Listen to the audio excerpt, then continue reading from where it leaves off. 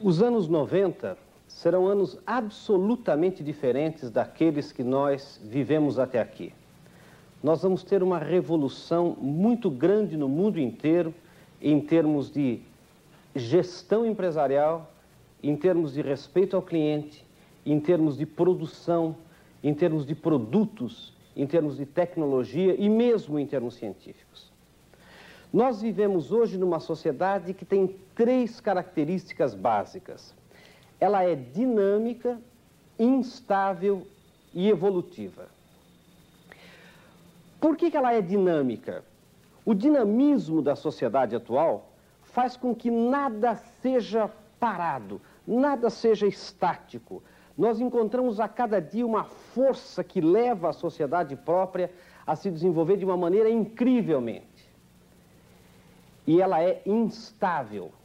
Por que instável? Porque esse próprio dinamismo da sociedade leva a uma instabilidade que nos faz saber de maneira muito clara que amanhã será diferente de hoje, que hoje é sem dúvida diferente de ontem. E o que nós vamos encontrar de maneira clara é que o índice nosso de fossilização é muito grande por causa da instabilidade. Nós achamos que a sociedade, ela deveria ser como antigamente, estável, tudo calmo, tudo tranquilo. Mas essa não é a realidade da nossa época atual e não será, sem dúvida alguma, a realidade dos anos 90. Quem imagina uma vida estável, uma coisa parada, uma empresa onde tudo se comporta normalmente e estruturadamente, dia após dia, já morreu. Pode deitar porque está morto. Na verdade, esse dinamismo e instabilidade gera um outro fator, que é a evolução. A sociedade é altamente evolutiva, porque cada dia nós nos tornamos mais fósseis. O nosso índice de obsolescência é muito grande. A cada dia, novos produtos surgem. Eu me lembro, há algum tempo atrás, eu comprei um microcomputador desses que quase todo mundo tem, e eu esperei muito tempo para comprar, porque eu queria comprar o último modelo. O que aconteceu é que no dia em que comprei, o computador era absolutamente obsoleto. Havia saído na mesma semana um modelo completamente diferente, muito melhor, muito mais rápido. Troquei aquele microcomputador por um outro, e hoje tenho outra vez um aparelho pré-cambriano na minha casa. Um aparelho antigo, lento, que não faz as coisas que o último modelo já faz. Portanto, quem estiver esperando o último modelo para entrar na era de informática ou para entrar em qualquer era dos anos 90, vai ficar morto, vai ficar parado, porque o último modelo nunca vai sair. Sempre terá um novo modelo a cada dia, e isso em todas as áreas, nas áreas científicas, nas áreas tecnológicas, etc. Então são três as características básicas da nossa sociedade: dinamismo, instabilidade e evolução. E o que é que isso representa para nós? É que correrá sérios riscos quem ficar esperando para ver o que vai acontecer. Ou hoje nós entramos nessa sociedade, ou hoje nós entramos, nós nos jogamos e fazemos parte dessa sociedade, ou então nós ficamos à margem da sociedade. Nós ficamos parados, nós ficamos por fora, não é? E muita gente está assim. Eu conheço muita gente, por exemplo, que diz: não se faz mais empregado como antigamente, não se fazem mais patrões como antigamente, não se fazem mais produtos como antigamente. A verdade, minha gente, é que não se faz mais nada como antigamente. E quem ficar esperando que o mundo volte aos seus padrões individuais, não terá mais lugar, principalmente nos anos 90. A adaptação a essa realidade de dinamismo, instabilidade e evolução será cada vez mais uma questão de sobrevivência. Somente sobreviverão aqueles que tiverem realmente condição de participar, de entrar nesse mundo dos anos 90. E a verdade é que o mundo mudou, todos nós sabemos que o mundo mudou, todos nós sentimos que o mundo mudou, mas todos nós estamos em busca de novos caminhos. E todos nós sabemos uma coisa muito interessante, que os caminhos que nos trouxeram até aqui não são do mesmo tipo e espécie do que aqueles que nos poderão conduzir daqui para frente. É o que nós chamamos de crise. O que é crise, gente? A crise vem do grego cri, né? Vem desse comecinho da palavra que se chama cri, que é passagem em grego, que é, na verdade, a peneira dos gregos, aquilo que separa o que pode passar do que não pode passar, aquilo que deve ser aproveitado, daquilo que deve ser jogado fora.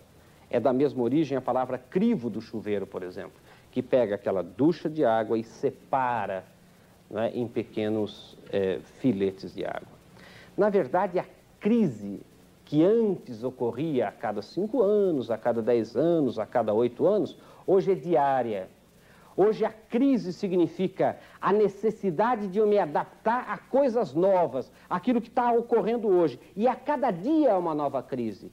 É a crise do petróleo, é a crise dos pacotes, é a crise, enfim, a cada dia uma nova crise. A crise de emprego, a crise do dólar, a crise... E assim nós vamos passando de crise em crise. E notem vocês que o span de tempo, que o tempo entre uma crise e outra vai diminuindo, até que nós vivemos num processo constante de crise. O que é crise hoje?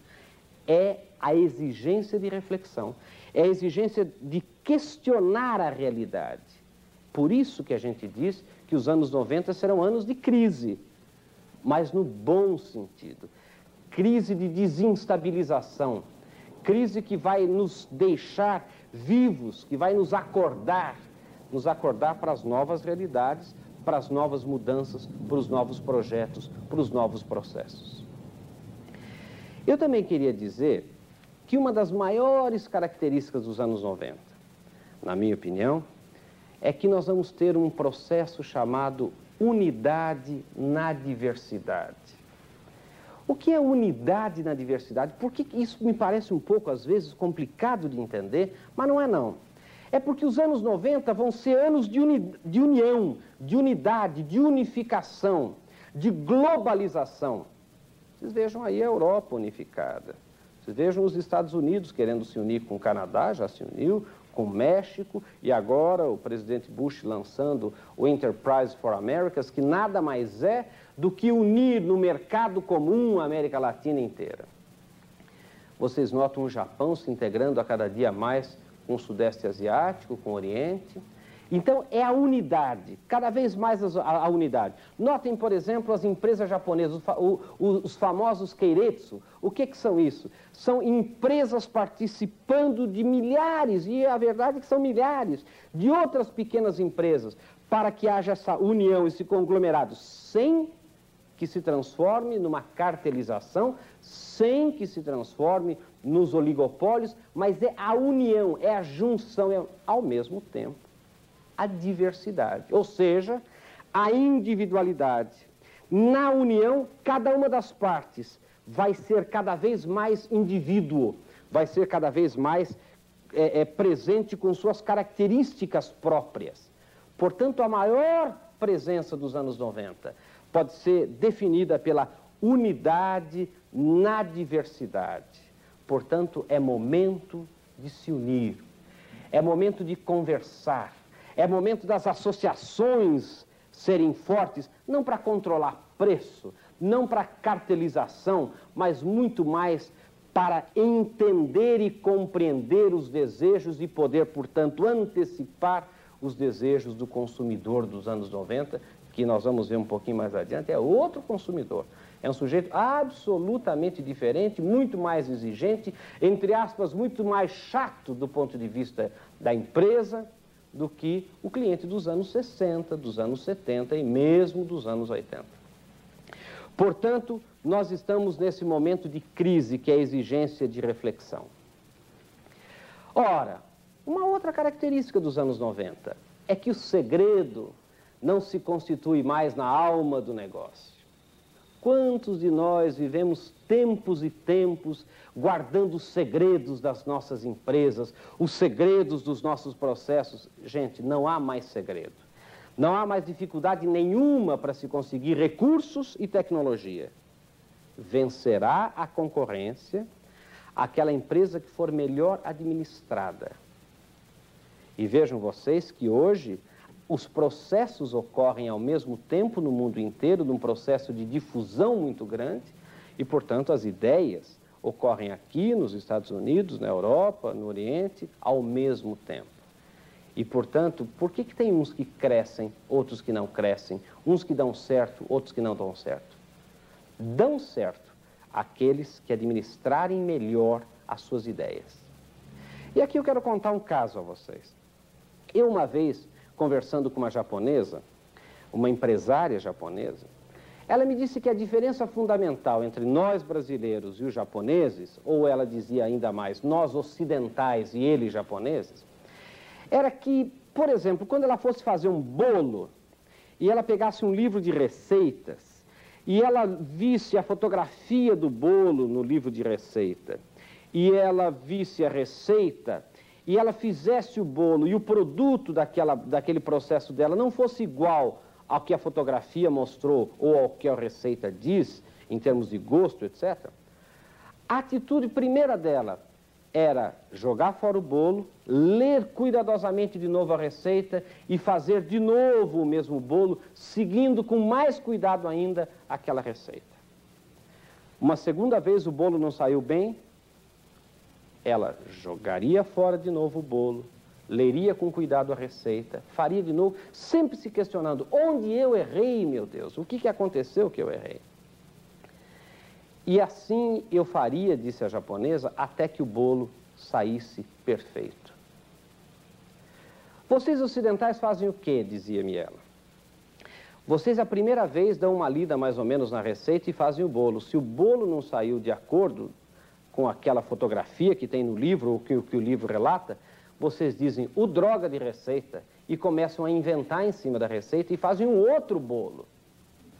Então ela me dizia isso para dizer que o sucesso japonês foi aprendido nos livros ocidentais.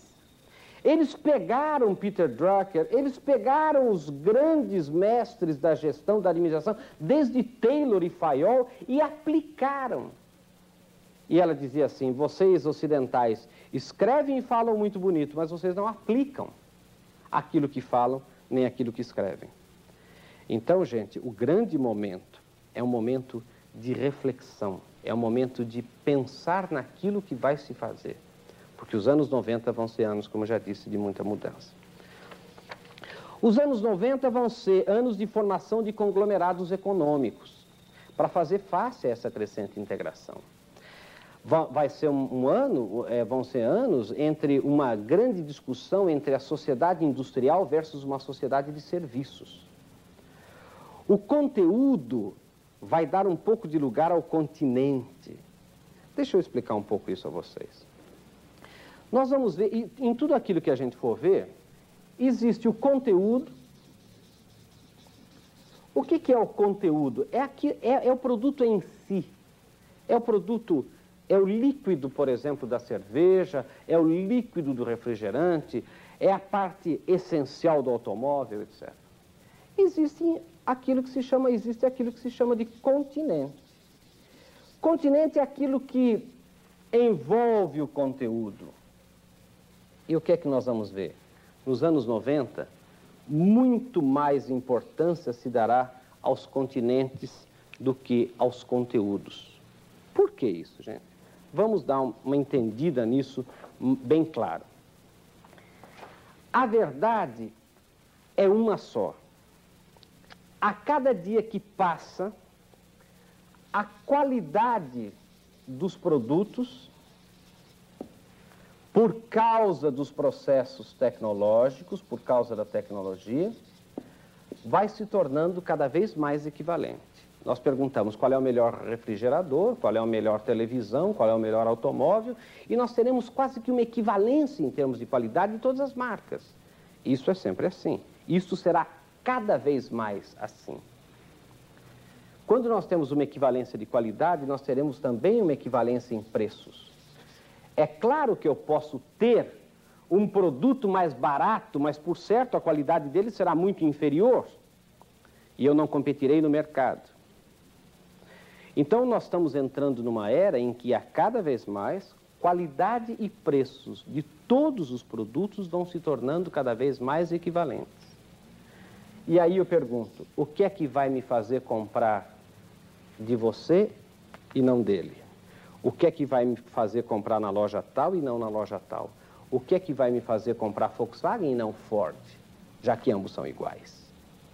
O que é que vai me fazer comprar um Apollo e não um Verona? Ora, só existe uma coisa que se chama prestação de serviços. Os anos 90, portanto, serão anos em que a sociedade industrial cederá um pouco de lugar, e muito lugar, na minha opinião, para a sociedade de serviços, porque aí sim é que vai estar o diferencial entre um produto e outro. É na capacidade de antecipar os desejos do cliente e não somente de satisfazer os desejos do cliente. Nós vamos ter, portanto, uma era de completo e total respeito ao cliente.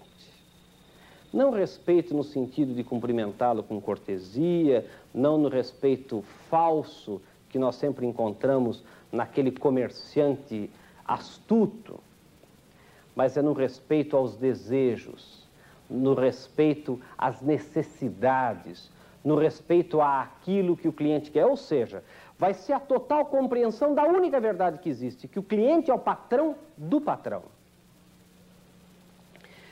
Nós vamos ter também nos anos 90 a redescoberta dos investimentos externos do Brasil. Não tenho dúvida nenhuma que a partir de 1993, na minha opinião, o Brasil começará de novo a receber a massa do capital externo, a massa do capital ocidental. Por quê? Porque o Brasil tem todos os componentes básicos de infraestrutura, ou seja, infraestrutura básica de telecomunicações, infraestrutura básica rodoviária, infraestrutura básica de energia elétrica, para receber capital externo, para que possa investir ainda mais nesses setores, para que o país se torne competitivo a nível mundial.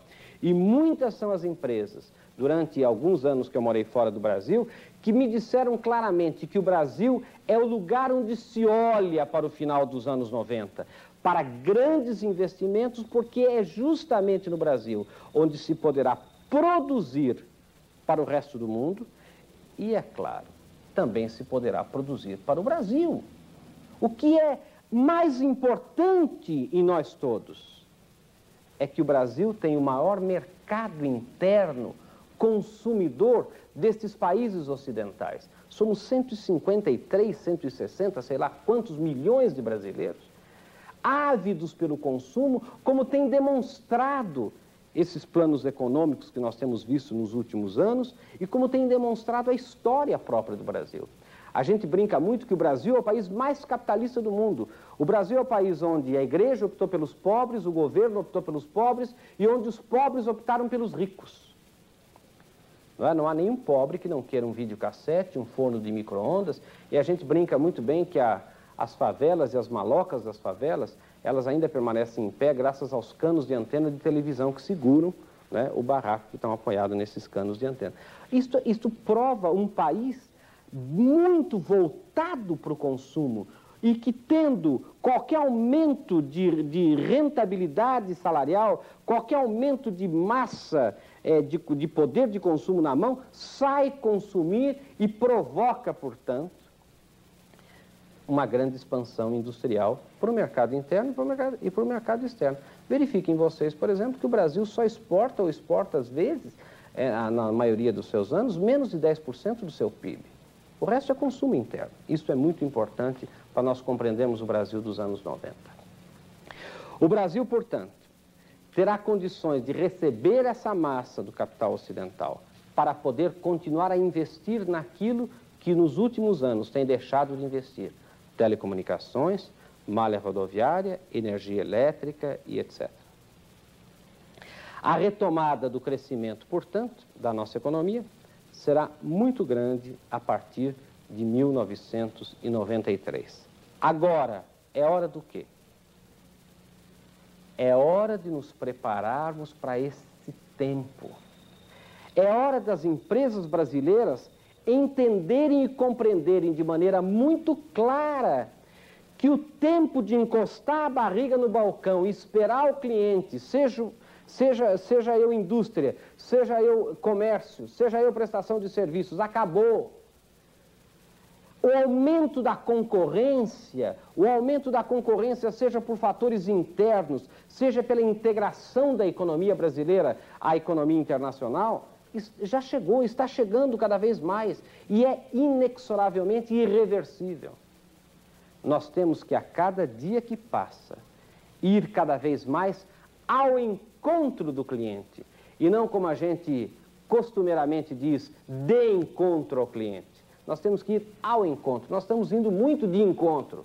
A gente precisa ir ao lado do cliente, junto com o cliente, para, repito, isto é muito importante, não só satisfazer os desejos do cliente, o que teoricamente é fácil, mas o que é muito mais importante, antecipar os desejos do cliente. Para isso, duas coisas nós temos que ter muito claro. Nós temos que fazer, e na minha opinião temos que fazer primeiro conosco próprios, conosco mesmos, um pacto ético. Muito mais do que um pacto social, muito mais do que um pacto de salários, muito mais do que um pacto de renda, nós temos que fazer um pacto ético. Nós temos que aprender a respeitar o consumidor, lembrando que esse consumidor poderia ser eu, e na maioria das vezes sou eu. E nós temos que fazer com que essa corrente de pacto ético, de não roubar, de não relaxar, de não mentir, de não burlar, seja uma realidade brasileira. Nós temos que transformar esse país a partir de um pacto ético conosco próprios, porque senão nós vamos sofrer muito.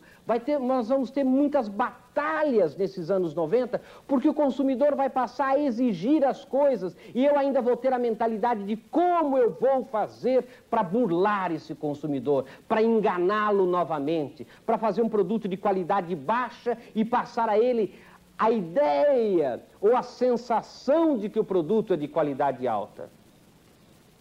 É isso que nós temos que mudar nos anos 90. E para isso, nada melhor do que nós nos sentarmos, que nós fazermos um exame de consciência e resolvermos fazer um pacto ético conosco próprios.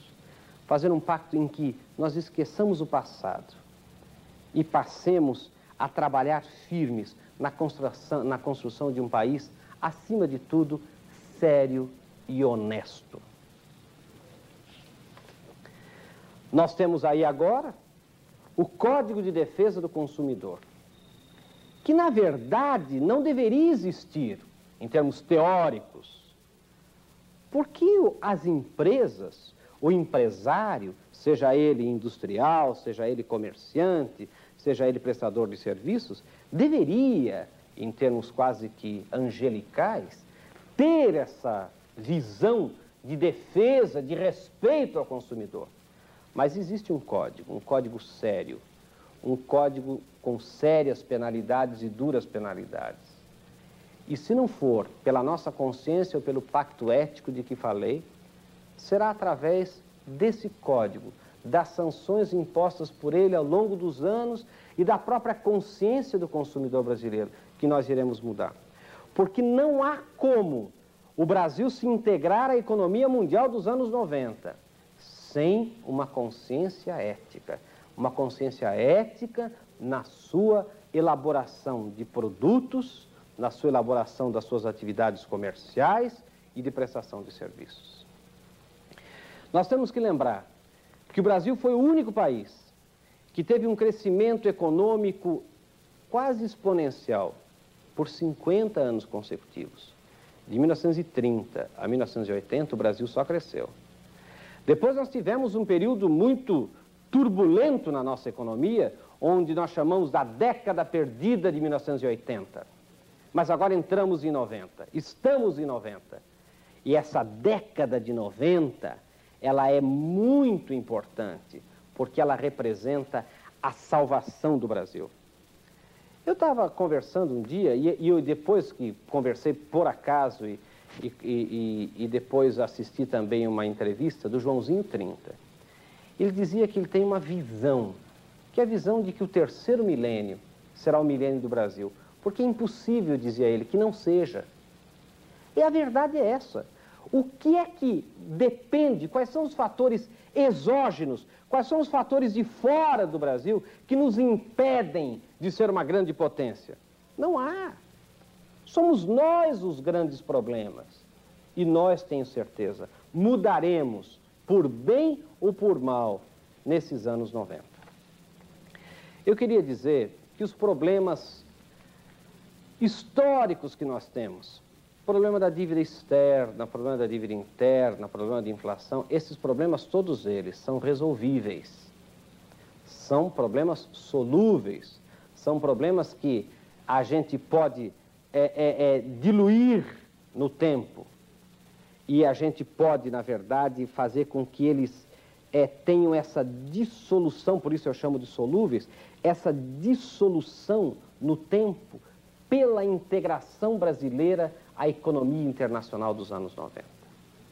Mas, muito bem, vamos dizer o seguinte: o que é que vai acontecer em termos de empresa nos anos 90?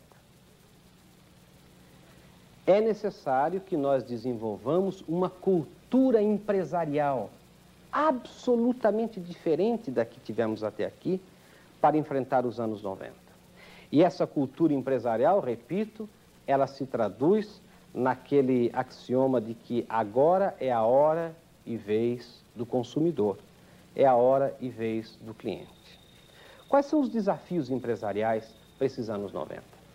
Primeiro, maior competitividade. Gente, daqui para frente não vai ser fácil. Nós hoje já sentimos nos supermercados, nas lojas, que a variedade de produtos à nossa disposição aumentou. É muito maior. Nós hoje temos opções maiores. É claro que ainda nós temos um diferencial de preços que nos assusta. Mas a verdade é que a gama de produtos para que a nossa mão pegue, ela está cada vez maior. A competitividade vai aumentar porque a criatividade aumentou no fabricante, a criatividade aumentou no ponto de venda e no prestador de serviço, que é, na verdade, o grande ponto que está levando a criatividade para a indústria e para o comércio. Portanto, o primeiro é que a maior competitividade nos fará diferentes. Segundo desafio empresarial, necessidade do aumento da produtividade. Gente, nós estamos acostumados no Brasil a produzir, mas com baixa produtividade. É necessário que nós entendamos uma coisa muito importante. A produtividade agora, a qualidade da produção, vai ser o grande fator diferencial entre uma empresa e outra, entre um produto e outro. Produtos similares terão grandes diferenciais de acordo com a produtividade conseguida pela indústria que fabrica aquele determinado produto. Até aqui, e isso é uma coisa que eu queria que vocês prestassem o máximo de atenção. Até aqui, nos anos 70 e nos anos 80, o custo determinava o preço. Vou repetir. Até aqui, o custo ou os custos de fabricação, os custos industriais determinavam o preço. Eu analiso primeiro os meus custos e depois determino o meu preço de venda.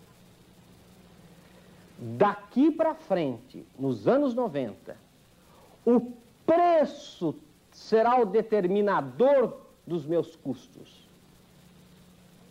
Vou repetir, nos anos 90, o preço determinará o meu custo.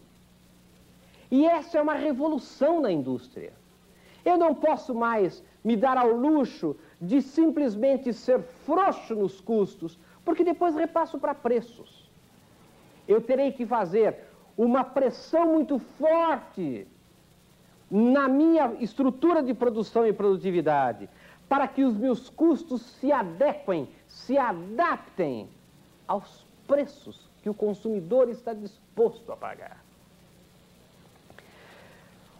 Qual é o outro desafio gerencial dos anos 90? É a formação competente de recursos humanos. Nós sabemos, minha gente, que tudo é muito bonito, mas sem gente nada será possível.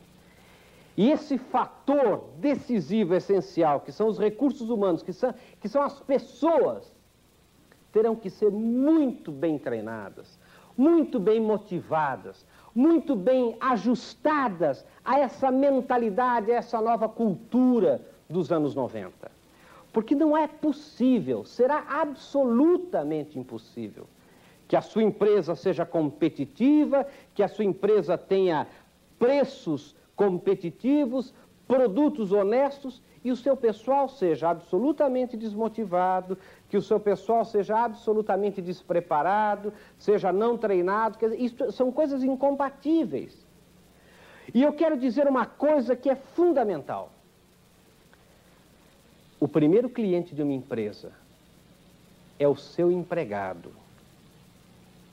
Tudo aquilo que se fala de cliente, que nós temos que conquistar o cliente, que nós temos que antecipar os desejos do cliente, que nós temos que motivar os clientes a comprar o nosso produto, que nós temos que... Tudo isso vale para o empregado. O empregado da minha empresa, o meu empregado, é o meu primeiro cliente. Porque dele depende a minha capacidade de chegar àquilo que eu chamo de cliente final, que é o comprador do meu produto. Então, o que eu tenho que fazer na minha estrutura moderna dos anos 90? Primeiro, lembrar que o meu empregado é meu primeiro cliente, portanto, transformar o meu empregado em cliente. O que é transformar o meu empregado em cliente? É fazer com que ele compre entre aspas, e compre também com o dinheiro o meu produto, o produto que ele ajuda a fabricar. E segundo, transformar o meu cliente final num vendedor do meu produto. Gente, é sabido que quem vende é o cliente. Perguntem a qualquer pessoa onde é que comprou esse sapato. E a pessoa dirá a você, comprei na loja tal, é uma maravilha, vamos lá, conheço fulano de tal. A pessoa está vendendo o sapato para você, fazendo o papel de vendedor daquela loja. Que marca é esse carro? Não, meu carro é um Santana, é uma maravilha por causa disso. Ora, ele está vendendo para a Volkswagen. Esse cliente, sem receber comissão, sem receber nada. Eu tenho que transformar cada um dos meus clientes em vendedores ativos da minha empresa. Porque a concorrência será de tal ordem que se eu tiver clientes vendendo o produto do concorrente, eu não terei entrada no mercado. Portanto, transformar o empregado em meu cliente e transformar o meu cliente no meu vendedor. Qual é outro desafio gerencial dos anos 90? É o desafio de estruturas enxutas.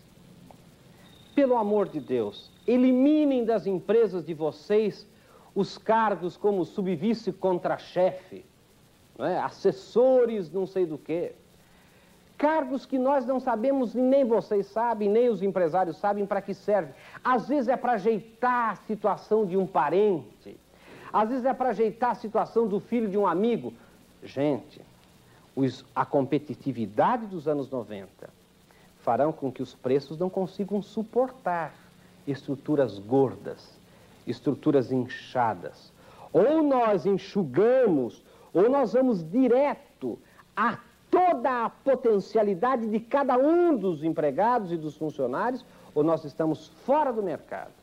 Portanto, enxugar estrutura, fazer estruturas magras, estruturas claras, transparentes, cristalinas, porque os anos 90 serão anos de decisão rápida.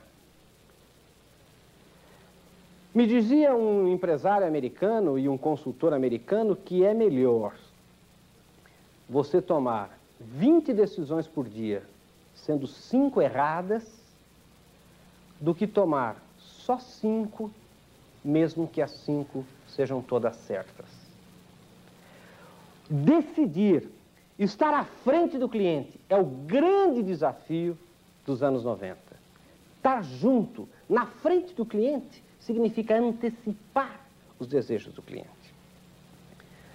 Outro desafio, que é um desafio brutal dos anos 90, é a automatização, a informatização das empresas. Por quê, gente? Porque nós temos que correr com o tempo. Nós temos que ter dados mais rápidos para decidir. E temos que usar processamento eletrônico desses dados, porque não dá mais para ser nada na mão.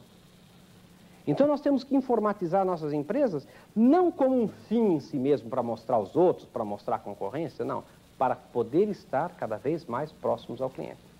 Porque o grande produto dos anos 90, prestem atenção, vai ser a informação. A informação é o grande produto, entre aspas. Por quê? Porque quem detiver esse produto, que é a informação, terá a capacidade de chegar mais próximo ao cliente.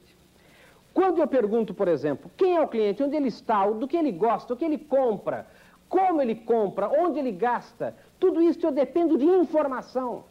E dependo de informação rápida para que eu tome decisões urgentes e possa estar ao lado dele antes do meu concorrente. O outro desafio dos anos 90 é desenvolver um marketing de serviços. Prestar serviço. Não adianta, minha gente, ter o melhor produto se nós não tivermos o melhor serviço. Esquemas fortes de atendimento ao cliente que nós já vimos. E já falamos da rapidez no processo decisório. Já falamos das decisões de colegiado, porque não adianta eu decidir sozinho, cada vez mais eu tenho que decidir junto com as outras pessoas. Já falamos da satisfação do empregado. Já falamos dos sistemas sofisticados de informação. E queria dizer uma coisa a vocês de maneira muito clara. Os anos 90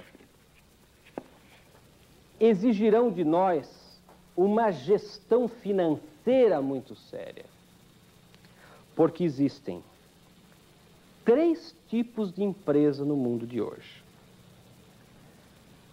Primeiro, as empresas que só pensam em vender.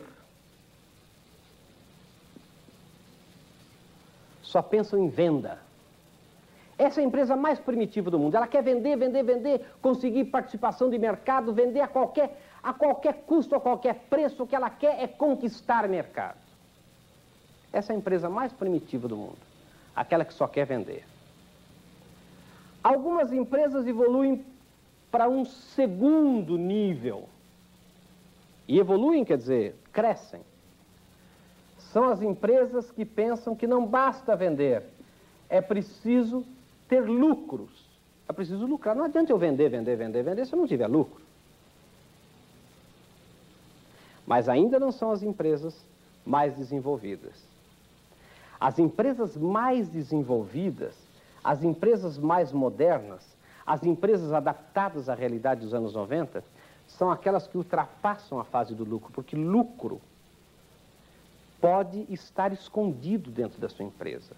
O seu lucro pode não ser real. Você pode ter lucro e não ter caixa para comprar, para pagar, para competir. Então, somente as empresas do terceiro estágio, que são aquelas que pensam em caixa, como dizem os ingleses, que pensam, que têm uma mentalidade de cash flow, é que irão sobreviver nos anos 90. Aquelas empresas que realmente têm e possuem força de caixa para poder estar presentes e prestar... Porque prestar serviço custa dinheiro. Prestar serviço precisa ter dinheiro, precisa ter caixa. E por que a gente diz que é importante pensar no caixa? Porque só as empresas que chegaram ao terceiro estágio poderão chegar no quarto estágio. Qual é o quarto estágio? é comprar as empresas do primeiro estágio. Aquelas que só pensaram em vendas e, na verdade, quebraram. Aquelas que só pensaram em vendas e, na verdade, não têm caixa, não têm estrutura financeira para enfrentar a concorrência. E aqui vamos dizer, logo de cara, onde é que está o caixa de uma empresa. Onde é que pode estar o que se chama de capital de giro da empresa? O capital de giro de uma empresa só pode estar em 3 lugares. Ela pode estar em estoques, ela pode estar na carteira de duplicatas, ou ela pode estar no caixa. O que significa bancos, é claro, quer dizer, caixa significa dinheiro aplicado. Ora, o que eu quero dizer é o seguinte, o único lugar que o dinheiro deve estar, que o seu capital de giro deve estar, é no caixa. Porque só com dinheiro em caixa você pode comprar estoques a melhor preço. Você pode discutir melhor negociações. Se o seu dinheiro estiver todo na mão dos seus clientes, se você estiver financiando a compra do seu cliente, você estará numa situação difícil nos anos 90. Por isso é que é importante uma visão financeira rígida de caixa para sobreviver nos anos 90. E eu queria dizer uma outra coisa a vocês. Esse comprometimento com o cliente, essa atenção aos detalhes no relacionamento com o cliente, e esse follow-up em cima do cliente que já comprou, para saber se ele está satisfeito, qual o uso que ele faz do produto, é o fundamento de toda a estrutura dos anos 90. Muito bem, gente. Para terminar, eu quero contar uma historinha que eu acho que representa muito bem o que a gente quer dizer com esses anos 90 e o que isso significará. As empresas de antigamente, eu chamo as empresas dos anos 70, dos anos 80, no Brasil, elas viviam num quarto de espelhos. Um quarto forrado de espelhos por todos os lados. Espelhos nas paredes, espelhos no chão, espelhos no teto. Para onde a empresa se olhasse, ela se via. Ela via a si própria. E as empresas viviam assim, mirando-se a si próprias, olhando para dentro, olhando para si próprias, olhando para a sua realidade própria. Olhavam para cá, elas se viam de lado, olhavam para lá, se viam de frente, olhavam para cá, se viam de cima, olhavam para cá, se viam de baixo, mas elas viviam ruminando a si próprias. Elas viviam só pensando em si próprias. No final dos anos 80, aconteceram algumas coisas no final dos anos 80 que fizeram com que um desses espelhos fosse quebrado e que no lugar desse espelho, um outro espelho não fosse possível ser colocado e que fossem as empresas obrigadas a colocar no lugar do espelho uma janela. E as empresas ficaram atônitas ao ver que fora do seu mundo existia alguém, existia gente, existia o cliente, existiam pessoas. Pessoas que compravam outros produtos, pessoas que compravam produtos do concorrente, pessoas que compravam os seus próprios produtos. E as empresas começaram a ficar atônitas, elas começaram a ficar desestabilizadas ao verem que fora do seu mundo de espelhos, onde elas só se auto-enxergavam, existia gente. E as circunstâncias do mundo moderno fizeram com que outros espelhos fossem sendo quebrados e as próprias circunstâncias fizeram com que esses espelhos tivessem que ser substituídos por janelas.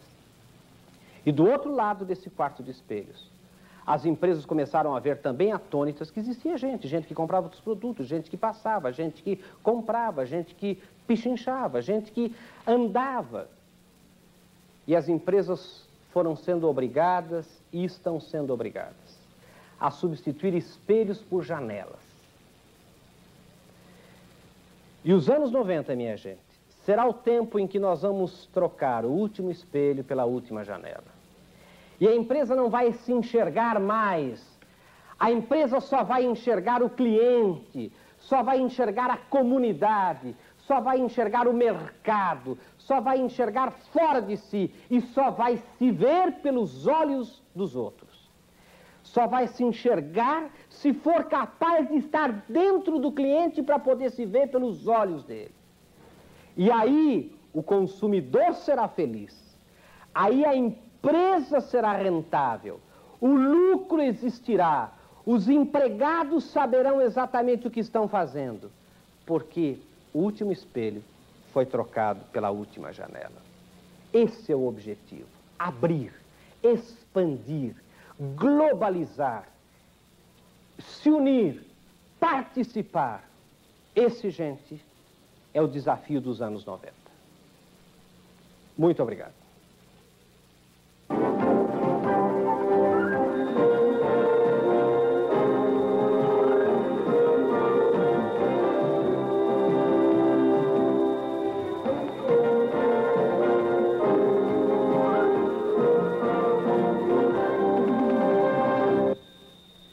Um hospital de loucos, um manicômio e uma universidade, ambos vazios num domingo à tarde, são absolutamente iguais.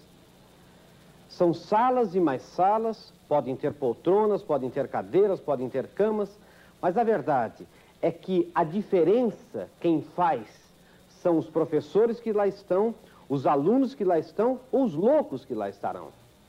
Portanto, a grande diferença está no capital humano. A grande diferença está nas pessoas que compõem o conteúdo de um prédio, o conteúdo de uma estrutura física.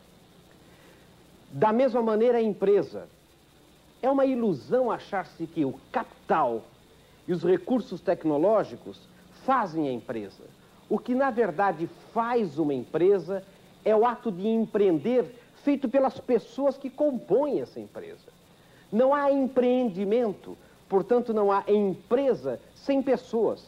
É o capital humano que deve ser valorizado, e não só o capital financeiro, não só o capital máquinas, não só o capital equipamentos. E reparem que todas as vezes que nós compramos uma máquina nova em nossa empresa, toda vez que compramos um automóvel novo para a nossa empresa, e ele é arriscado e acontece alguma coisa com ele, nós imediatamente procuramos quem é o culpado, abrimos uma sindicância, queremos saber o que aconteceu. Nós não temos a mesma atitude com relação ao nosso capital humano. As nossas pessoas, que são o maior capital da empresa, são amassadas, elas são riscadas, elas são muitas vezes danificadas e não se abre nenhuma sindicância para saber o que aconteceu. Há um profundo processo de desmotivação na empresa que faz com que as pessoas não produzam, com que a empresa não caminhe, com que a empresa não empreenda. E como nós sempre dizemos, alcançar o pico do Monte Everest é uma grande empresa. O que é empreender? Empreender é fazer. Empreender é transformar uma ideia num ato concreto de realização. Para isso, nós precisamos do ser humano, nós precisamos do capital humano, nós precisamos de ter conosco as pessoas que compõem essa empresa, vestindo a mesma camisa, caçando o mesmo animal, indo em direção ao mesmo objetivo.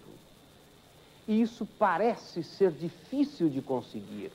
É isso que nós temos sentido nas empresas. Esse é o grande drama das empresas. Os empresários são muito conscientes quando se trata da economia do combustível, quando se trata da economia do papel, quando se trata da economia da energia elétrica, mas não me parecem muito conscientes quando se trata do desenvolvimento do seu capital humano. E aí está o fator sucesso na empresa. Ora, muita gente pode pensar, como é que as empresas japonesas fazem hoje? Eu visitei uma empresa japonesa que é um dos maiores sucessos do mundo, sem dúvida alguma. Para terem uma ideia, os produtos que ela fabrica não eram muito conhecidos em termos de qualidade quando eram exportados para fora do Brasil. Essa empresa japonesa é aqui no Brasil. Para poder resolver esse problema, já que a qualidade do produto era muito grande e a confiabilidade dele no exterior era um pouco baixa, a matriz mundial dessa empresa japonesa alugou um Boeing, fretou um Boeing nos Estados Unidos, lotou esse Boeing dos dealers, daqueles representantes que vendem os seus produtos nos Estados Unidos, e trouxe para cá, para o Brasil, esses americanos, para que conhecessem o processo de fabricação, conhecessem a indústria brasileira, conhecessem os operários brasileiros e daí partissem para uma maior confiabilidade no produto. Eu tive a oportunidade de acompanhar essa visita e vi americanos estupefatos, boquiabertos, bobos, ao verem a qualidade do homem brasileiro trabalhando nessa empresa de produtos japoneses, que muito pouca gente sabe que é fabricado no Brasil. Ora, qual é o milagre? Vou citar algumas coisas que essa empresa faz. A primeira delas é um grande treinamento de integração. Todas as manhãs, os operários se reúnem em frente à empresa e tem um momento onde os comunicados são feitos, os recados são passados, os jogos que vão haver, enfim, tudo aquilo, a comissão de fábrica fala para os operários, para os seus companheiros, tudo aquilo que tem que falar, são recados como são diários, recados curtos, etc. Eles fazem um pequeno exercício de ginástica, um pequeno exercício de relaxamento, um pequeno exercício para despertar a musculatura e a mente, e em seguida vão para o trabalho. Eu assisti um dia à chegada de um novo funcionário que ia começar a trabalhar nessa empresa. Chegou ele, chegou a mulher dele, chegaram seus filhos. E nesse dia, em frente a esse povo todo, os operários em frente à fábrica, o chefe da comissão de fábrica, o chefe do sindicato falou: olha, meu pessoal, nós queremos apresentar hoje o fulano de tal, que vai passar a trabalhar conosco, ele vai trabalhar no contas a pagar da empresa, é uma função muito importante, e nós queremos que todos conheçam, aqui está ele, aqui está a esposa dele, os filhos, e todos aplaudiram esse pessoal que chegou, etc. E ele vai falar alguma coisa para nós. E ele pegou o microfone e disse: olha, eu não sei muito como dizer, mas é que eu queria contar que eu vou trabalhar aqui, etc, etc, etc. Muito bem, o que aconteceu em seguida? Em seguida, esse homem passa por um programa de integração todo na empresa. Ele vai conhecer todos os departamentos da empresa, um por um. É dado a ele um produto que se fabrica, que no caso é uma máquina fotográfica. Ele pode desmontar essa máquina fotográfica toda. Essa máquina é dada para que ele leve para a casa dele, tire fotografia da família com a máquina fotográfica que ele vai ajudar a produzir. Depois que essa máquina fotográfica é levada para a casa dele, ele tira as fotografias, ele aprende como que revela uma fotografia, como é que é o processo de revelação, o que é um diafragma, o que é um disparador, enfim, todo o processo de conhecer o produto que ele vai trabalhar com aquilo. E depois ele me perguntava: mas eu sou contas a pagar, eu vou trabalhar às vezes em contas a receber, por que eu preciso saber tudo isso? E essa integração é feita departamento por departamento. E depois de um tempo o nome dele é colocado na porta da fábrica. E quando ele chega de manhã, ele vê o seu nome numa lista dizendo: essas são as pessoas que ajudam a nossa indústria a fabricar os melhores produtos do mundo. E aí ele tem esse orgulho de pertencer àquela empresa toda. Depois de um grande tempo de integração, quase um mês, onde ele passa por todos os departamentos, a assistente social da empresa, o departamento de recursos humanos, chama a sua família, a sua mulher, os seus filhos, e pergunta como é que eles vão em matemática, como é que eles estão em português na escola. E hoje essa empresa produz e fornece, inclusive, aulas particulares para os filhos dos operários, porque é importante a integração total na empresa. Ora, então a gente vê uma empresa como essa, e eu contei isso muito rapidamente, uma empresa como essa produzindo produtos de primeira qualidade, e a grande pergunta é: por quê? Qual é o segredo? E eu estava conversando com o presidente mundial dessa empresa, e ele me dizia: como é no Brasil? e a gente dizia que no Brasil era mais ou menos igual. Nós tínhamos, a gente falava, é claro, brincando, uma coisa chamada 90 dias de experiência, onde nós colocávamos a pessoa para trabalhar, dávamos pouquíssimas informações e deixávamos que essa pessoa se virasse. E digam se é verdade ou não. Eu contrato uma recepcionista, coloco essa recepcionista num lugar e digo, minha querida, é o seguinte, você aqui vai receber as pessoas que chegam. E você, por favor, trate-as bem. Quando elas chegarem, você receba com um sorriso. E aqui também está a lista dos ramais telefônicos. Quando discarem aí, você aperta a linha 1, F1 é para fulano de tal, F2 para fulano de tal, e assim por diante. E largamos essa moça para que ela se vire nos famosos 90 dias de experiências, nos 30 mais prorrogáveis, 30 e mais 30, que formam os 90 dias de experiência. Se ela for mágica, se ela for malabarista o suficiente para poder conhecer quem é quem na empresa, saber onde estão as pessoas, saber o que a empresa faz, ela sobreviverá e será talvez alguém de sucesso no futuro. Mas não é dada a ela nenhuma forma de treinamento de integração. Ninguém explica o que a empresa faz, qual é a filosofia da empresa, o que a empresa pretende, quem são os clientes, onde eles estão, quais são as nossas potencialidades com relação à concorrência, por que temos que vencer a concorrência, quem são os concorrentes, isso tudo não é dado. Nós não treinamos as pessoas, nós adestramos no uso de um KS, ou adestramos no uso de um arquivo, ou adestramos numa função qualquer, mas não as treinamos. Treinar é dar a filosofia, é ensinar os porquês. Quando perguntaram a Tristão de Ataíde qual era o maior pecado do mundo, ele respondeu que o maior pecado do mundo era a rotina. Por que ele disse a rotina? Porque é o maior pecado do mundo para o homem. É o homem que é feito como máquina, que é trabalhado como máquina, que é entendido como máquina, o homem que não precisa dizer a ele os porquês. Basta adestrá-lo e ele fará bem. Isto não é verdade. O homem, o ser humano, o capital humano para ser desenvolvido, precisa saber os porquês, a razão pela qual ele está fazendo aquilo, a razão pela qual se espera dele determinado comportamento, a razão pela qual é importante que ele desempenhe este ou aquele comportamento num determinado tempo de trabalho. E olha, minha gente, o que acontece é que nós adestramos, nós não damos isso. A nossa empresa, as pessoas entram na empresa como se fosse um grupo, uma manada, que na verdade pouco sabe o que fazer. E o que acontece conosco? Acontece que nós não podemos conseguir a produtividade das pessoas. Porque a produtividade das pessoas se consegue tratando as pessoas humanamente. E para tratar humanamente o capital humano, é preciso dar as razões, os porquês. É preciso que ela entenda o processo desde o começo, para que o produto saia de forma absolutamente correta. Ora, nós temos vários exemplos de desperdício, vários exemplos de coisas onde realmente não tem funcionado bem na empresa. Há um desperdício muito grande.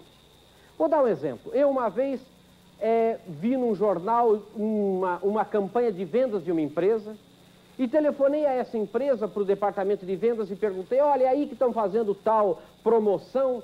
E o que me respondeu o vendedor que atendeu ao telefone? Olha, sinto muito, aqui não deve ser, não. Quem faz promoções boas assim é o nosso concorrente fulano de tal. Nós acho que não temos promoção nenhuma. E na verdade a promoção era da empresa. O que aconteceu? Aconteceu que a diretoria combinou tudo com a agência de publicidade, a diretoria combinou tudo com os jornais, a diretoria acertou todo o esquema, mas esqueceu de vender primeiro aos seus funcionários. E aqui vai o primeiro grande tema que nós queremos discutir nesse tape.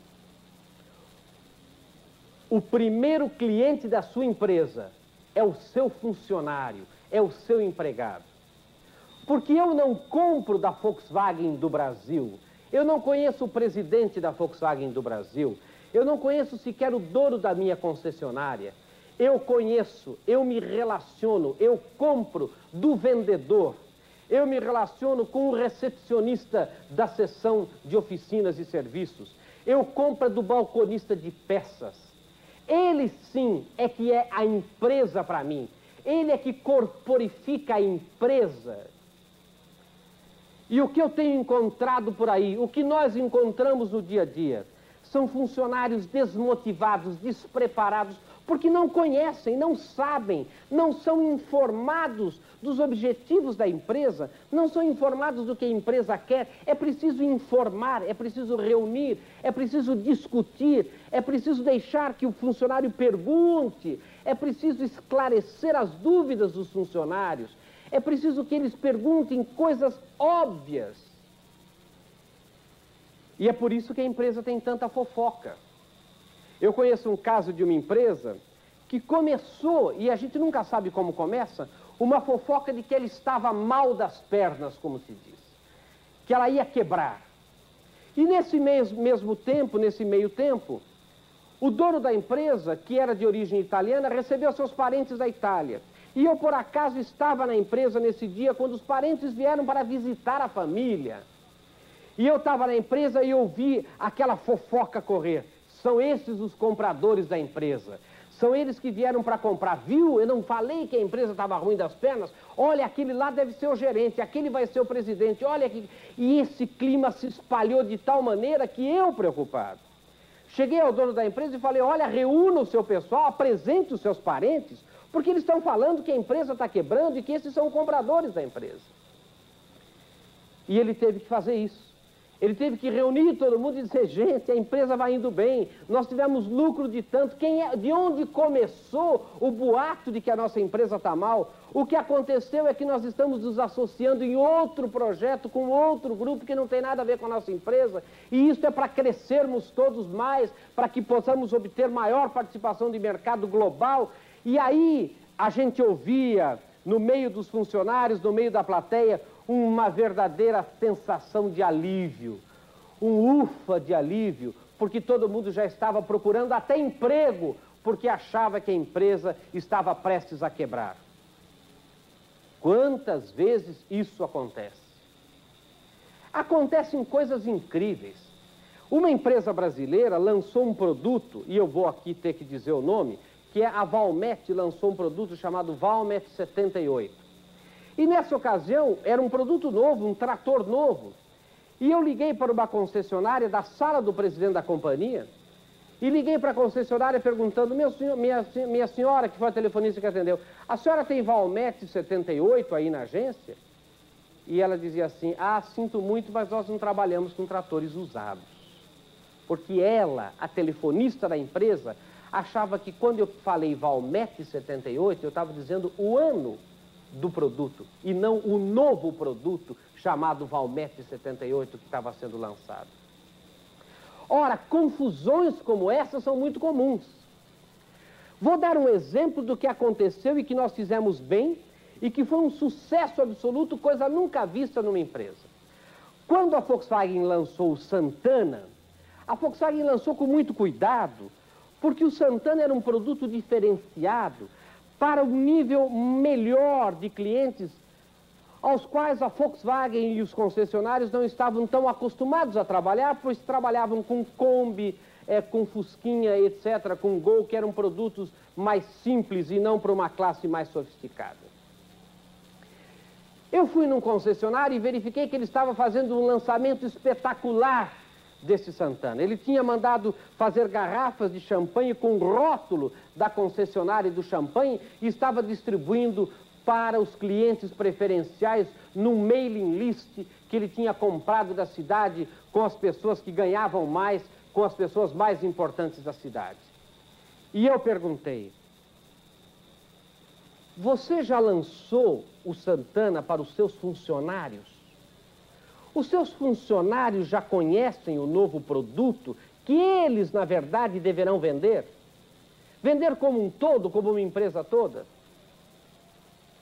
E a resposta foi não, claro que não, Marisa. O Santana está aí no pátio já faz quase 15 dias, todo mundo já viu, os vendedores já viram, está aí, todo mundo já viu. E eu disse, não basta.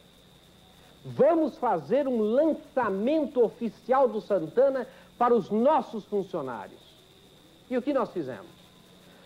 Colocamos o mesmo Santana que estava já há 15 dias no pátio, dentro da oficina, cobrimos esse Santana com um pano e fizemos, depois do expediente, um pequeno coquetel, muito simples, em que todos os funcionários da empresa, da telefonista ao mecânico, ao vendedor, participaram e, num determinado momento, o presidente da empresa fez um discurso e disse: hoje vamos conhecer de fato o novo produto Volkswagen, que será o grande sucesso, etc, etc, etc, etc.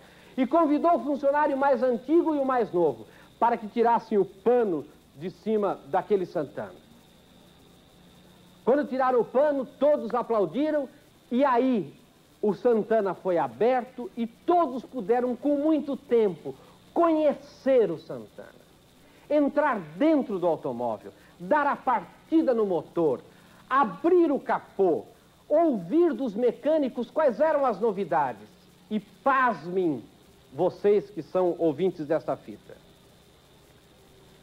A secretária daquela concessionária, que era secretária há mais de 15 anos do presidente da empresa, nunca havia entrado num carro 0 km. Nunca havia dado a partida num carro 0 km. Não conhecia sequer nada das coisas que um carro tinha de modernidade. E quando nós assistimos o gerente de oficinas, o gerente de peças, explicando às secretárias, explicando aos vendedores, explicando aos recepcionistas o que era aquilo, qual era essa inovação, por que o carro era bom. E depois nós vimos que eles pediram para dar uma volta no carro e que foi permitido. Qual o sucesso que obteve essa volta? Porque a maioria dos funcionários nunca haviam entrado num carro novo e trabalhavam numa empresa que só vendia carros novos. Este exemplo real, concreto, é o exemplo que existe em qualquer lugar, em qualquer empresa.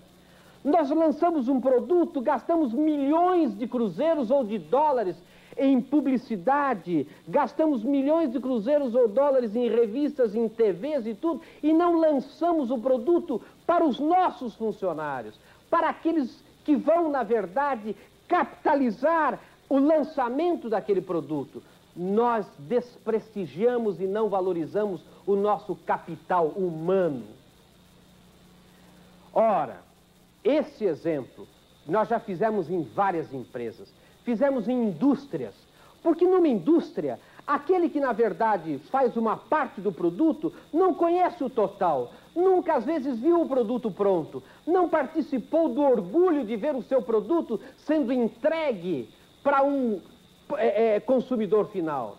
E assim nós temos feito em empresas de refrigeradores, assim temos feito em várias outras empresas de motores mesmo, onde aquele que faz uma parte tem que sentir o orgulho de ver funcionando o todo e ver que ele colaborou com aquilo totalmente. É assim que se investe no capital humano. É preciso trazer essas pessoas. Eu tive a oportunidade de, algum tempo atrás, visitar a IBM nos Estados Unidos, em Armonk, na sede da IBM, e vi lá uma coisa que gostaria de trazer para o conhecimento de vocês. Vejam o que eles dizem. Atualmente, a concorrência mundial lança um desafio organizacional que não pode ser enfrentado apenas pela tecnologia e recursos financeiros. Inovações tecnológicas e alocação de recursos são consequências de processos humanos, dizem eles. Nosso sucesso não é inevitável. Nossa capacidade de concorrer repousa em nossa capacidade de organizar seres humanos de modo a gerar oportunidades e resultado, e não impasses, estagnação, burocracia e atrito. Digam a verdade. Esta é a essência do desenvolvimento do capital humano. As nossas empresas mais geram impasse, burocracia, estagnação, do que, na verdade, sucesso, do que, na verdade, crescimento, do que, na verdade, alguma coisa forte. A verdade, minha gente, é que nós passamos 24 horas do dia, e todos nós temos 24 horas do dia, com a carga daquilo que fazemos no trabalho. Vamos explicar isso um pouco melhor. Das 24 horas por dia que todos nós temos, nós podemos dividir essas 24 horas em 3 grandes grupos de 8 horas. 8 horas de repouso, 8 horas de trabalho e 8 horas em que eu faço tudo aquilo que não é nem repouso, nem trabalho. Eu vou à escola, eu me alimento, eu vou ao trabalho, eu vou ao clube, eu faço, enfim, todas as coisas que tenho que fazer. Nestas 8 horas de repouso, eu não tenho domínio total sobre elas, eu tenho domínio precedente, que se chama. Eu tenho que ver se a minha cama está boa, se o cobertor está bom, etc. E daí eu durmo, meu consciente adormece, fico à disposição do meu subconsciente e do sono. Nestas 8 horas, que são as 8 horas onde eu faço tudo aquilo que não é nem repouso nem trabalho, são muitas as variáveis que intervêm nessas 8 horas. Eu posso adorar o meu clube, gostar do meu esporte, mas posso odiar o meu transporte coletivo, não gostar da minha alimentação, etc, etc. Nas 8 horas de trabalho é que eu tenho realmente a grande concentração do dia. E eu sempre digo, são 8 horas de trabalho onde tem as 8 melhores horas do dia, geralmente das 8 às 18, vezes os 35 melhores anos da vida. Nós passamos trabalhando. E é por isso que nós somos julgados por aquilo que fazemos. E é por isso que viver é trabalhar. É por isso que viver é dedicar-se àquilo que se faz. E o que acontece? Nós não vivemos, nós transformamos a nossa vida num verdadeiro inferno, porque nós transformamos estas 8 horas em horas de burocracia, horas de atrito, horas de desgaste, ao invés de transformarmos essas 8 horas em horas de produtividade, em horas de crescimento, em horas de desenvolvimento, em horas de crescimento, em horas de criatividade. Esse é, na verdade, o segredo do sucesso das grandes empresas. Elas conseguem transformar as 8 horas de trabalho em horas agradáveis, em horas em que a pessoa se sente produtiva, em horas em que a pessoa se sente humana, em horas em que a pessoa se sente cada vez melhor, cada vez crescendo mais. E eu estive também visitando a Hewlett Packard e trouxe deles uma das coisas mais interessantes que eu já vi escritas numa empresa. Diz lá, com quanto nossos progressos tecnológicos têm sido imensos e enorme a formação do capital, a verdade é que as organizações ocidentais são dirigidas em 1990, que foi quando eu visitei, quase da mesma maneira que em 1939 e 40. Continua a haver uma irritante tensão entre chefe e subordinado e entre empresa e bem público, este amplamente definido. Prevalecem ainda atitudes negativas no tocante aos necessários esforços coletivos, notadamente nos que diz respeito a reuniões e atividades com grupos. Admiramos ainda o ideal de liderança dura, individualista e dominadora. E diz a Hewlett Packard, é isso que precisa acabar. É preciso ouvir é preciso participar, é preciso congregar. Essa é a principal função de quem comanda empregados e funcionários no dia de hoje. É a função de desenvolver, é a função de potencializar o capital humano da empresa. E vejam bem, é importante que a gente tenha a cada dia mais essa visão clara do que nós temos que fazer.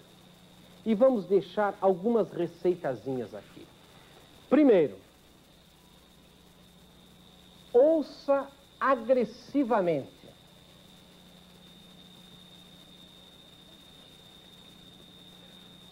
Ouvir, e ouvir agressivamente.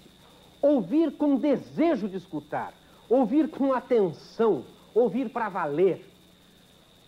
Ouvir é muito mais importante do que falar quando você realmente quer conquistar pessoas. Quando você realmente quer conquistar pessoas para um objetivo comum. Ouça, ouça agressivamente, ouça com vontade, tenha calma. Sente-se de frente à mesa do seu subordinado, vá ao local de trabalho, assim como vá ao local onde seus clientes estão. Ouvir é fundamental. Ouvir é a base de qualquer conhecimento de pessoas e qualquer desenvolvimento do capital humano. Segundo, observe agressivamente. Quando eu digo agressivamente, eu quero dizer com muita atenção, com muito cuidado. O ser humano tem uma capacidade de observação brutal, muito grande, muito forte. Precisa ser usada, precisa ser trabalhada, precisa ser aguçada. Observar, prestar atenção, usar toda a inteligência e a vontade naquilo que está fazendo naquele momento, prestar atenção e observar, ouvir, para que se possa compreender, para que se dê razão, para que se possa discutir os conceitos básicos, a filosofia básica e os porquês de tudo o que se estará fazendo.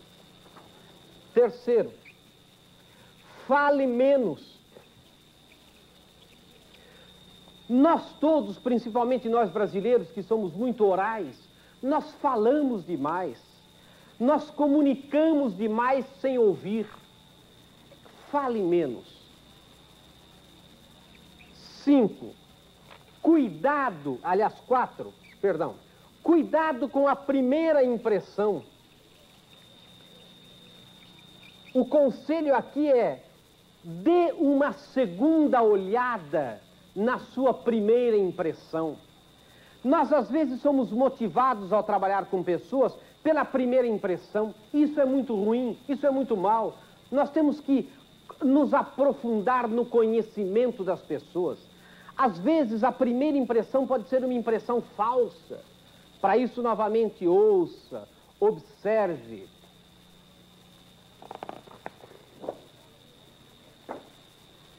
Agora, o número 5. Dê tempo para usar o que você sabe sobre a outra pessoa com quem você está trabalhando. Não use tudo de uma vez. Tenha calma no relacionamento humano. O relacionamento entre homem e homem é um relacionamento difícil, complicado. O ser humano é um ser sofisticado.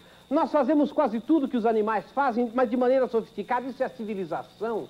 Do homem primitivo até hoje, nós comemos com garfos próprios, tomamos vinhos em cálices próprios, nós nos sofisticamos. E é importante que essa sofisticação seja compreendida e é preciso dar tempo para que o relacionamento se aprofunde. Conselho número 6. Seja discreto. Seja discreto, seja um low profile, seja uma pessoa calma, seja uma pessoa que não deseje aparecer à custa do subordinado. Dê crédito ao subordinado. Acabe com aquele estilo de chefia que diz: eu ganhei, nós empatamos, vocês perderam. Faça com que todos ganhem, faça com que todos sejam parte do time. Para isso, seja discreto. E número 7, haja. Não seja amarrado, se desamarre, saia de dentro de si, vá ao encontro das pessoas para que elas realmente sintam que você está disposto e pronto a ouvi-las. Isto é fundamental. E outro conselho que eu faço questão de dizer a vocês, que é um conselho simples e fundamental. Façam reuniões às segundas-feiras.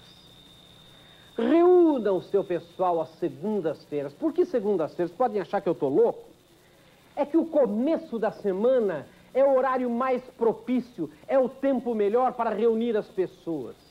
As pessoas estão novas na empresa. As pessoas estão ainda com a semana pela frente.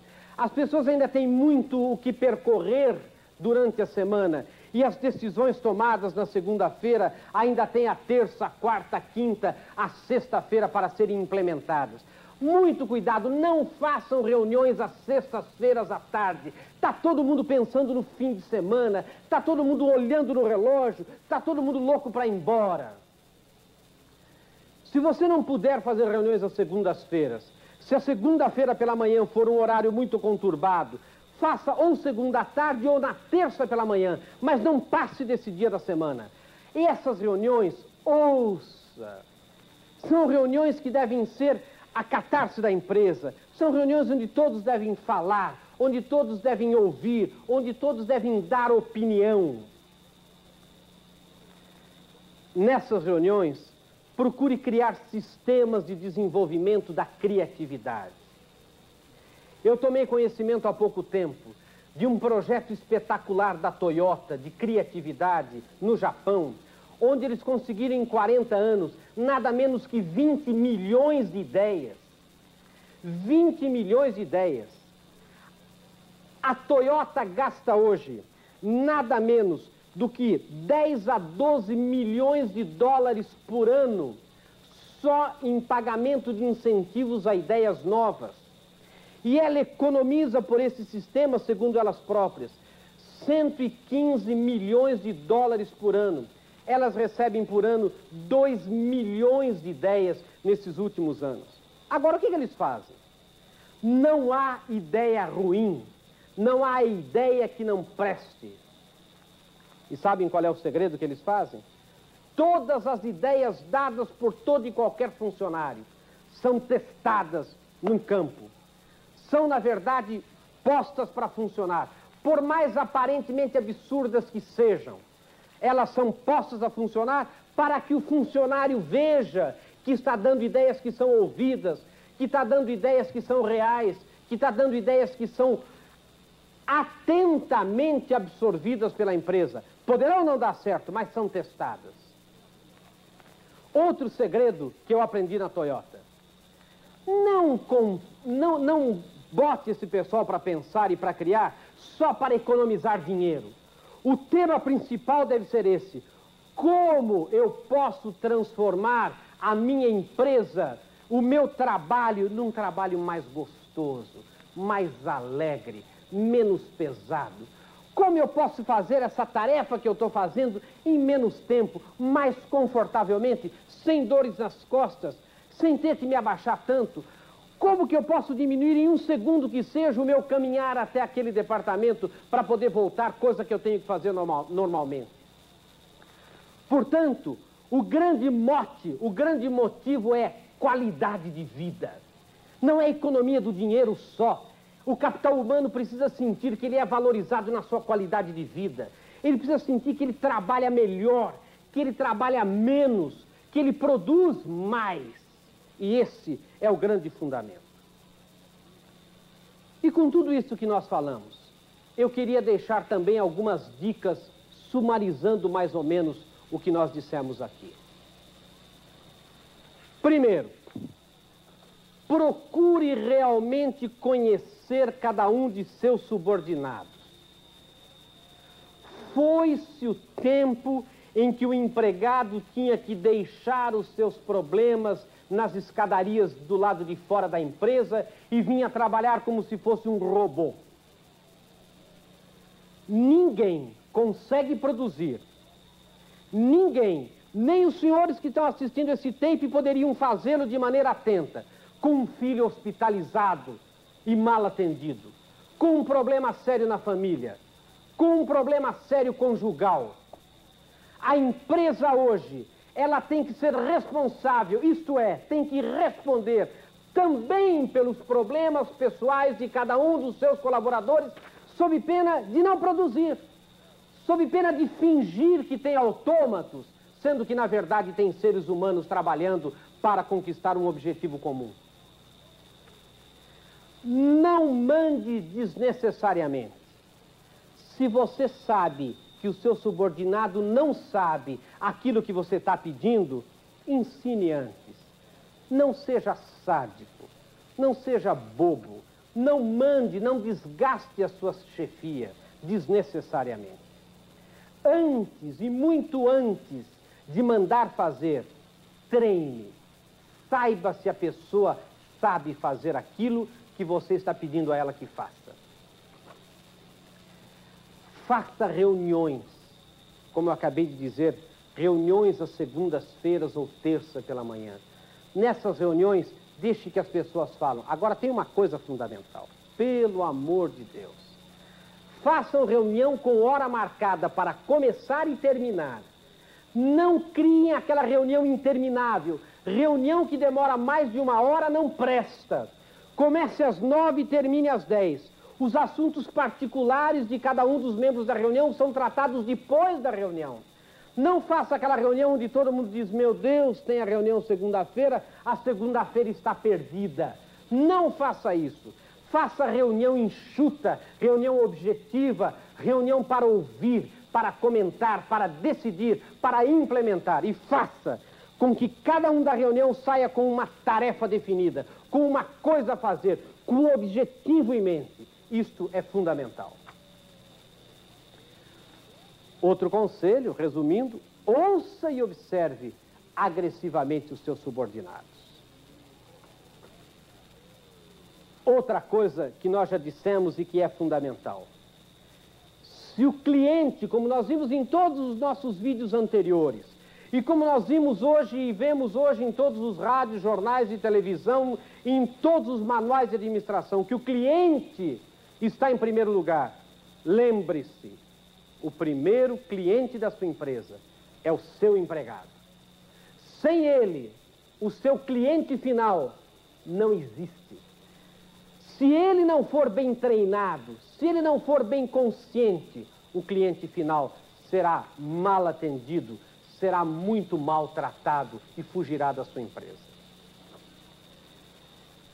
Crie na sua empresa um clima propício à criatividade através de reforços positivos.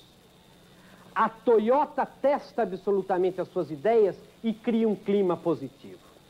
E aqui, embora a gente já esteja alongando um pouco esta fita, eu quero dar uma coisa a vocês muito séria no relacionamento chefe-subordinado. Por favor, cuide comportamentalmente do seu subordinado. Não diga para o seu subordinado assim, ah, não sei, você parece que está desanimado, você parece que não se empenha mais, você não sei, você não é mais aquele funcionário que era antes.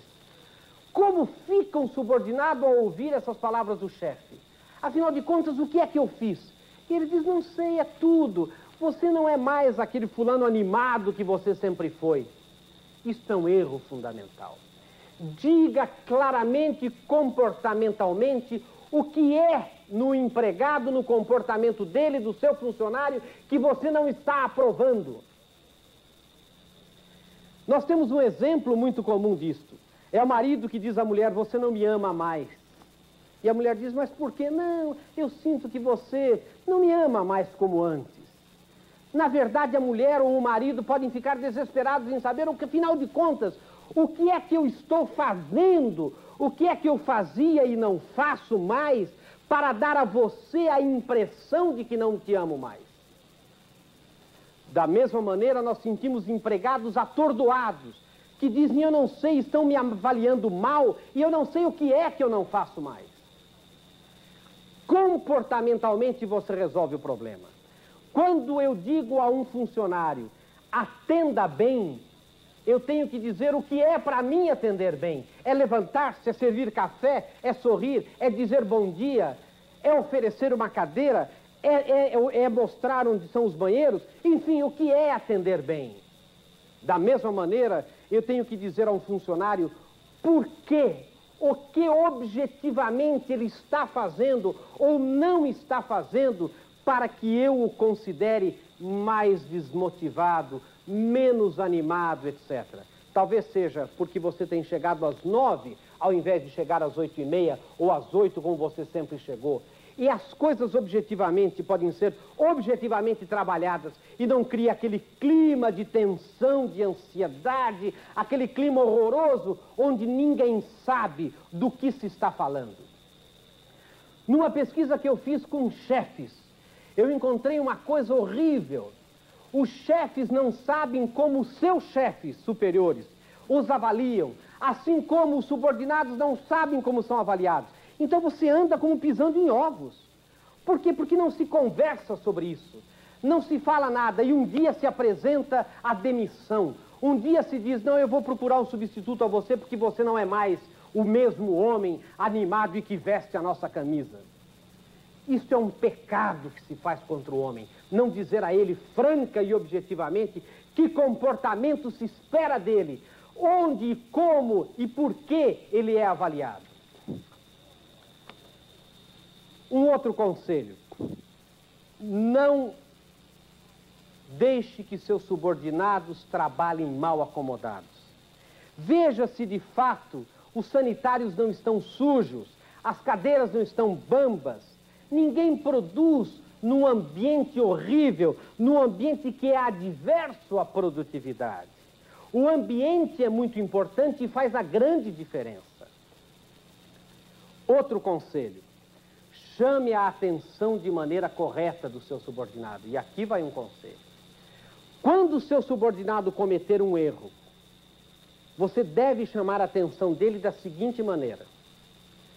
Fulano, você chegou mais uma vez tarde e isto eu não posso admitir.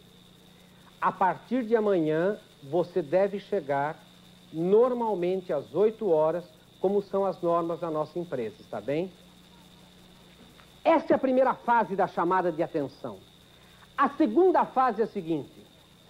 Fulano, João, Antônio, Carlos, o que é isso, rapaz? Você é um dos melhores caras que nós temos. Você é um sujeito formidável, você sempre colaborou conosco.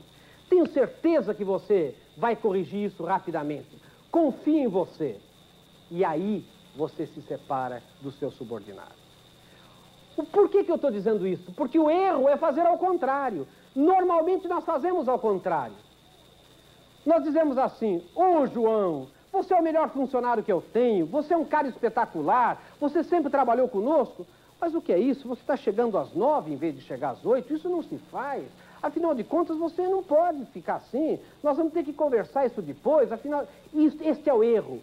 O erro é, primeiro você elogia e depois você mostra o defeito e a crítica. Não. Não deve fazer isso. Por que não deve? Porque a pessoa fica no final com um sentimento negativo e fica falando assim, puxa vida, eu sempre cheguei às 8, agora que eu estou chegando um pouco mais tarde, o sujeito reclama, e ele fica descobrindo razões pelas quais ele tem a justificativa para o seu superior. No primeiro exemplo que eu dei, onde você primeiro fala a crítica, onde você primeiro mostra o erro e depois você dá o reforço positivo, o funcionário sai reforçado positivamente. Você deixa o funcionário rapidamente com a mensagem positiva, você é bom, você é capaz, tenho certeza que você vai vencer esse problema. E por último eu queria dizer o seguinte conselho. Ser chefe não é achar defeito no subordinado. O chefe horrível é aquele chefe que, para massagear o seu ego de chefe, tem que achar sempre um erro, sempre um defeito, sempre um problema, sempre uma pena. É aquele que, quando começa a chegar próximo ao subordinado, ou avisa que vai visitar a seção do subordinado, todo mundo já fica desesperado e diz: ih, meu Deus, lá vem ele. Vamos esperar pelo pior, porque ele chega e acha erro ali, erro aqui, defeito lá. Ele não sabe elogiar, da boca dele não sai nada positivo. Esse chefe é um destruidor do capital humano. Esse chefe é um destruidor de seres humanos. É um desmotivador. Esse chefe precisa acabar. É preciso, minha gente, trabalhar ao lado. E diz o ditado chinês: eu tenho que segui-los com muita rapidez. E o outro perguntou: segui-los por quê? E o chinês respondeu: porque eu sou o líder deles. O líder é aquele que vai atrás, o líder é aquele que segue, o líder é aquele que ouve, o líder é aquele que motiva. E o que é motivar? É dar motivos. O líder é aquele que levanta o moral, é aquele que ajuda o subordinado a resolver os seus problemas, a trabalhar mais organizadamente. O chefe é o líder, e o líder nem sempre é o chefe, e o chefe que não for líder não poderá chefiar jamais. Portanto, minha gente, é preciso, de uma vez por todas, desenvolver, valorizar, entender, compreender que não existe empresa sem gente, e que gente precisa, para trabalhar, conhecer as razões pelas quais trabalha, e ser motivado, e ter motivos intelectuais, de inteligência, para compreender a razão pela qual levanta cedo, a razão pela qual dorme tarde, a razão pela qual dá de si a uma empresa, a um empreendimento. Não desenvolver o capital humano e imaginar que uma empresa é dinheiro, que uma empresa é tecnologia, que uma empresa são máquinas, é não enxergar, é ter uma visão míope da realidade, e muito mais míope dos anos 90 que nós estamos entrando agora, e que nós temos que conquistar o cliente, conquistar o mercado, vencer a concorrência. E tudo isso se faz com um bom time, com um bom grupo, com pessoas que junto conosco levam adiante os nossos ideais da empresa. Muito obrigado e muito boa sorte, e desenvolvam o capital humano que tem na mão.